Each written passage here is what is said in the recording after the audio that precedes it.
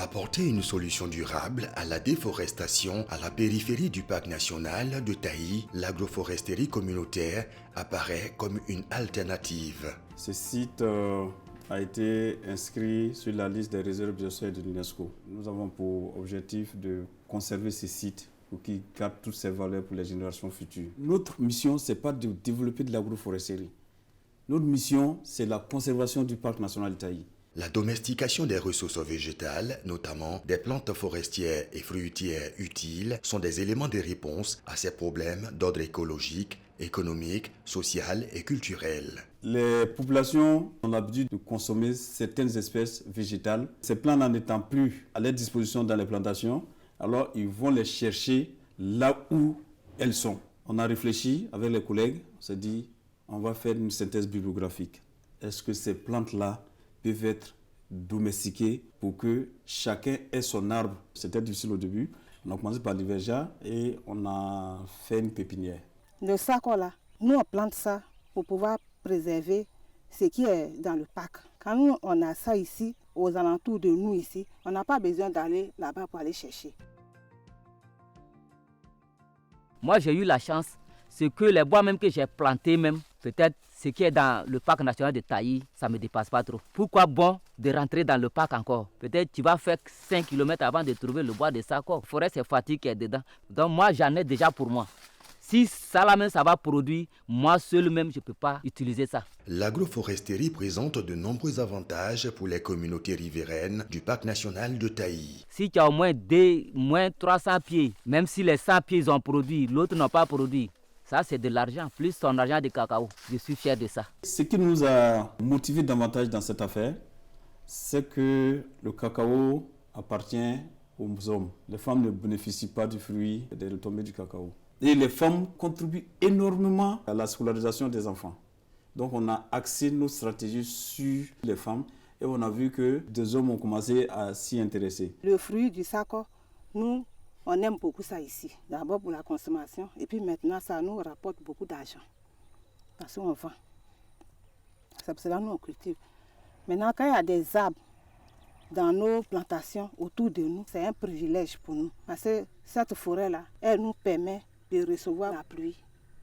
Parce que partout actuellement il ne pleut pas. La preuve en est que le riz à moitié a réussi. Or, il y a des endroits où le riz a séché totalement. L'arbre qui est là, le plus petit, c'est l'Ivrengien gabonesis. En langue locale, on dit Sako. Le deuxième, c'est Tricholia africana. On appelle ça Uru en langue locale. C'est lui qui a ses grosses feuilles. Ça fait des gros fruits. Alors, ces fruits, on les découpe et on met ça au soleil. Une fois que c'est sec, c'est comme de la viande aussi. C'est pourquoi les paysans préfèrent ça. Les initiatives d'agroforesterie développées semblent lentes, mais connaissent un succès grâce à la mobilisation des parties prenantes et l'appropriation par les communautés du projet. Si vous travaillez avec les producteurs, vous ne travaillez pas avec les sociétés coopératives, c'est problématique. Alors, c'est dans ce cadre-là, dans le cadre de la certification de leur production, il y a, je crois, 10 critères qu'ils doivent respecter pour pouvoir faire certifier leur production. L'une des conditions, puisque vous êtes à la périphérie d'une aire protégée de renommée internationale, vous devez tout faire pour avoir ces labels avec vous. Et dans ce cadre-là, il y a des coopératives qui nous ont approchés et on a monté ces projets. En 2016, nous avons été confrontés à une non-conformité pour nos producteurs qui sont à moins de 2 km du parc. Donc il fallait qu'on corrige cette non-conformité-là. Nous, coopératives, on ne pouvait pas le faire. Il fallait voir les autorités en charge de la gestion de l'aire protégée, c'est-à-dire le parc national de Taï. Nous sommes partis voir l'OIPR à Sobré pour leur poser nos problèmes et ensemble pour lever la non-conformité. Et ils ont demandé de faire un partenariat avec eux, ce qui a été fait. Tous nos producteurs qui sont à proximité du parc, c'est-à-dire Biléon, on prend 25 mètres de la plantation de nos producteurs. Et cette 25 mètres-là, elle est partie en 2 bandes. La première bande qui fait 10 mètres, où on met plus d'arbres que de cacao. Et la bande de 15 mètres, on a et de l'arbre et de cacao. Donc pour éviter que nos producteurs mettent des activités à l'intérieur de leur protégé, ce projet permet non seulement de passer dans les bandes de 25 mètres, il y a des activités que nous menons. Le parc ne doit pas être un élément limitateur de votre bien-être. Il y a des espèces animales qui sont très sensibles. On va développer l'élevage d'escargots à côté pour voir est-ce que ces escargots-là se développent très bien. Ça peut être un indicateur pour nous pour savoir que effectivement les gens utilisent plus de produits biologiques au détriment des produits chimiques. Les produits phyto, c'est pas comme on n'a pas dit de ne pas utiliser, mais il ne faut pas trop doser. On peut faire selon les règlements qu'on nous dit, mais d'autres ne savent pas utiliser, ça détruit la forêt qu'on dit de protéger.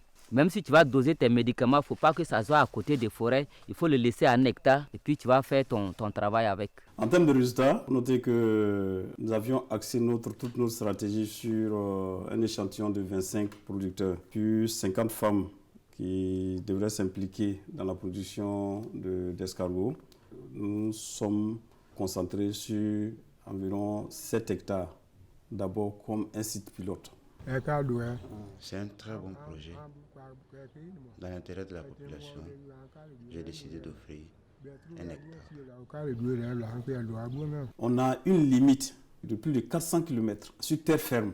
On a pour objectif de pouvoir reproduire ce système-là le long de toute la limite. Elles constituent dans leur essence des initiatives qui s'inscrivent bien dans la réduction des pressions sur les ressources du parc national de Taï qui, à terme, contribueront à atténuer les effets du changement climatique.